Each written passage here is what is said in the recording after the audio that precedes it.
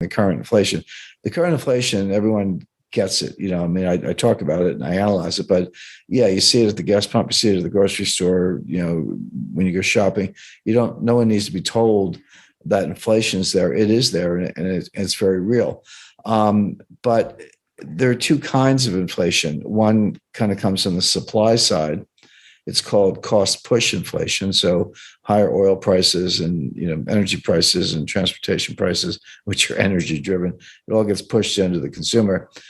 The other kind of inflation is called demand pull inflation. It's when the consumer psychology is such that you want to pull your purchases forward. You're saying, hey, I was thinking of buying a refrigerator, but I better buy it right now, because if I wait 3 months, the price is going to be higher, et cetera. That feeds on itself.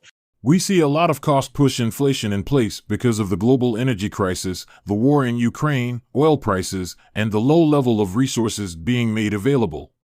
Today, the Fed announced a new interest rate hike, which means more inflation and probably a full-blown recession, more than bad ever been seen before. Around the world, markets are flashing warning signs that the global economy is teetering on a cliff's edge. The question of a recession is no longer if, but when. Over the past week, the pulse of those flashing red lights quickened as markets grappled with the reality, once speculative, now certain, that the Federal Reserve will press on with its most aggressive raise in rates, triggering a recession. And even if it comes at the expense of consumers and businesses far beyond United States borders. Jim Rickards, a seasoned investor and the author, strongly believed that the United States is already in a recession. He made a distinction between the different types of inflation and how they affect individuals and companies as well. According to him, consumers and the market are not ready for the disinflation bordering on that would be right behind the inflation once the recession kicks in. Let's go right into the video and watch him explain the recession we are in and how the different types of inflation play a part. The inflation we're seeing now is cost push inflation. It is because of the supply chain. It is because of natural resources, the war in Ukraine, COVID, hangovers, and a lot else. But we don't have the demand pull inflation. That psychology has not caught on. The difference is important because the cost push inflation that we're experiencing tends to negate itself. The old, I don't know if it's a joke or a punchline, but the cure for high oil prices is high oil prices, because when price gets high enough, people use less and cut back and buy smaller cars or do whatever it takes, and then the price tends to come down. So the inflation is real, but what consumers and markets are not ready for is a strong form of disinflation bordering on deflation. That will be right behind this inflation once this recession I talked about earlier kicks in.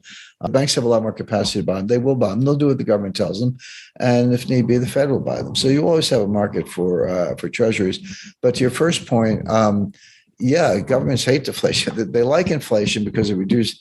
Inflation is good for debtors and it's bad for creditors. Well, who's the biggest debtor in the world? The United States government. So of course, the U.S. likes inflation. They just don't like too much inflation. They don't want 10% inflation. They want, 3% inflation will cut the value of the dollar in half in about 23 years.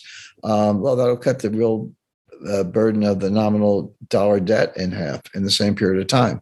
So 2 or 3% inflation, they're just fine with. What they don't want is deflation. And you're right about that, because that increases the real value of the debt. But the question is, can they do anything about it? The QE doesn't work. It's all for show.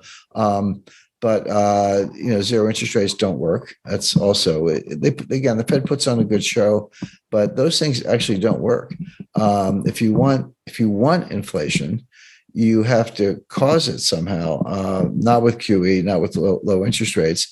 You can do it the way FDR did it. My point is, we've seen a succession.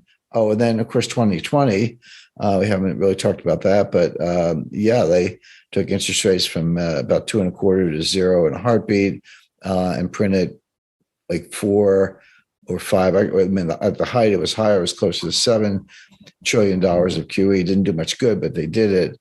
So my point is, the Fed has now had this succession of rescues, but each crisis gets worse than the one before. Each rescue gets bigger than the one before. So the key is does there come a time when the crisis is so big and the Fed's out of bullets that they can't do it? They try, but it's bigger than the Fed. In other words, we may be testing those limits, and that would be a pretty ugly scenario. Inflation is good for debtors and bad for creditors, and that's why the Fed love it. They are the biggest debtors, and since too much of everything turns out bad, they always frown at too much inflation, but they do not dislike it entirely. New crises and economic downturns pop out every day, and the Fed may as well be running out of strategies to curb them. The worst-case scenario is likely going to be a very bad one. The question remains, for how long can the Fed hold out or find a solution to this mess? Let's know what you think about Jim Rickards' view on the Fed, and don't forget to like the video, subscribe, and turn on notifications.